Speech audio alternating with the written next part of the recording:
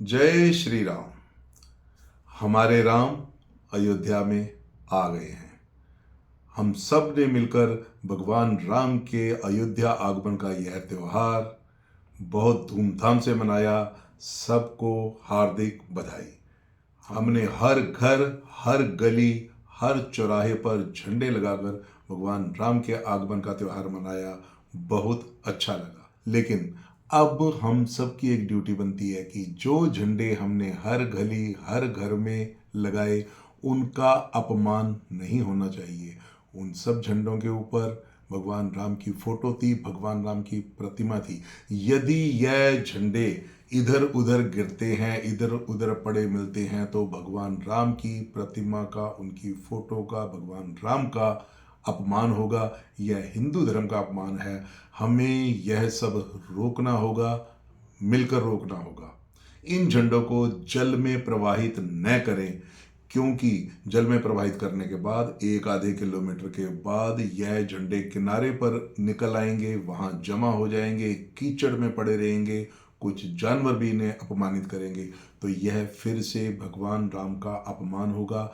हमें यह सब रोकना होगा। तो फिर क्या करें? मेरी समझ के अनुसार, मेरे विचार में 3 तरीके हैं, मैं आपके साथ शेयर करता हूं। ध्यान से सुने और इन्हें अपनाएं। पहला तरीका, 10-12 दिन बाद या कुछ दिन बाद इन झंडों को उतार के सम्मान पूर्वक संभाल कर अपने घर में रख लें।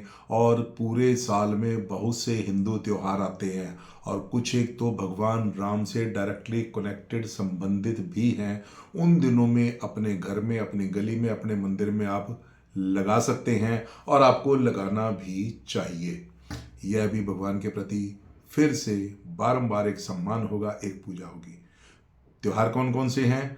सबसे पहले हिंदू नववर्ष की शुरुआत।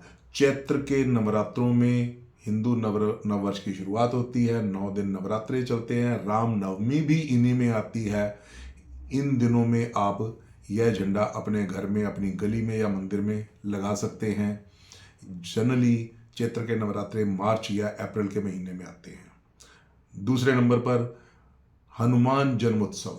चैत्र के नवरात्रों के जस्ट बाद पूर्णमासी वाले दिन हनुमान का जन्म उत्सव आता है। हनुमान जी के आराध्य भगवान राम का झंडा उस दिन भी आप घर में या मंदिर में लगवाते हैं। हनुमान के प्रति आपकी पूजा का यह एक भाग बन जाएगा। तीसरा नंबर, शारदीय नवरात्रे, जिसमें रामलीला भी आती है। सितंबर अक्टूबर के महीने में यह नवरात्रे आते हैं। 9 नवरात्रे होते हैं।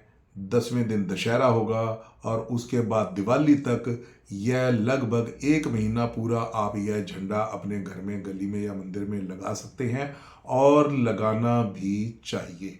दूसरा तरीका है भूमि विसर्जन। एक गहरा गड्ढा खोदकर इन सब झंडों पे लगी भगवान की प्रतिमा को आखिरी प्रणाम करके, आखिरी पूजा करके इनको भूमि में दबाया जा सकता है, विसर्जित किया जा सकता है। लेकिन यह कुछ कठिन कार्य है। हर एक के लिए गड्ढा खोदना, दबाना, बंद करना उतना आसान नहीं रहेगा। यदि आप यह भी नहीं कर सकते, तो एक तीसरा तरीका है, वो है 5 तत्वों में से एक तत्व अग्नि भी है। तो आप इन प्रतिमाओं का, इन फोटो का, इन झंडों का अग्नि विसर्जन कर सकते हैं, और ऐसा ही करना चाहिए। यह एक आसान तरीका है। कैसे करें? आप इन सब झंडों को इकट्ठा कर लें, इनके ऊपर गंगा जल छिड़क कर इनकी एक अंतिम पूजा, अंतिम विदाई, भगवान राम को अंतिम प्रणाम किया जाए। मेरे विचार में यह पूजा कुछ इस प्रकार हो सकती है। हे भगवान राम, आप हमारे यहाँ पधारे, आपने सबको आशीर्वाद दिया, आपका धन्यवाद। अब आप हमारे परिवार, हमारे शहर, हमारे देश पर अपनी कृपा दृष्टि बनाए रखना। आपकी प्रतिमा का, आपकी फोटो का अपमान ना हो, इसलिए आपको अग्नि विसर्जित किया जा रहा है। जय श्री राम। यह कहने के बाद आप एक हवन कुंड में कुछ लकड़ियां जलाकर, समिधा जलाकर, देसी घी से जलाकर उनमें इन झंडों को बारी बारी आप अग्नि समर्पित कर सकते हैं। बाद में जो राख इकट्ठी होगी, उन सबको आप किसी क्यारी में, किसी गमले में डाल सकते हैं, क्योंकि राख तो थोड़ी सी ही बनेगी। इस तरह यह एक झंडों का विधिवत, आसान, सम्मान पूर्वक विसर्जन होगा। भगवान की प्रतिमा का सम्मान पूर्वक विसर्जन। हाँ, इसमें ध्यान रखें कि एयर पोल्यूशन ज़्यादा नहीं होना चाहिए। यह काम आप सब लोग अपने अपने घर में कर सकते हैं। और हाँ, यदि आप अपनी गली के अपने पास के मंदिर में जाएं तो पंडित जी विधि पूर्वक कर भी देंगे। वहाँ आपको हवन कुंड भी मिल जाएगा। पूरी गली के झंडे इकट्ठे करके आप एक साथ कर सकते हैं, और यह काम पंडित जी को करना चाहिए। आशा है आपको मेरा यह विचार, मेरा यह सुझाव अच्छा ही लगा होगा। तो कृपया इस वीडियो को अपनी गली मोहल्ले के, अपने पास के पंडित जी के साथ शेयर अवश्य करें।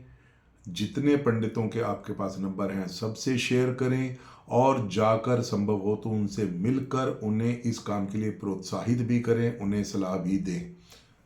और जो कोई पंडित जी मेरी इस वीडियो को देख रहे हैं, आपसे निवेदन है, हाथ जोड़कर प्रणाम है कि आप इस काम के लिए आपके मंदिर में आने वाले सभी भक्तों को प्रोत्साहित करें, सबको सलाह दें, मिलके इस काम को संपन्न करें।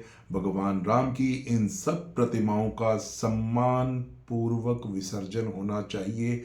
यह हमारा भगवान राम के प्रति एक सम्मान होगा, एक पूजा होगी।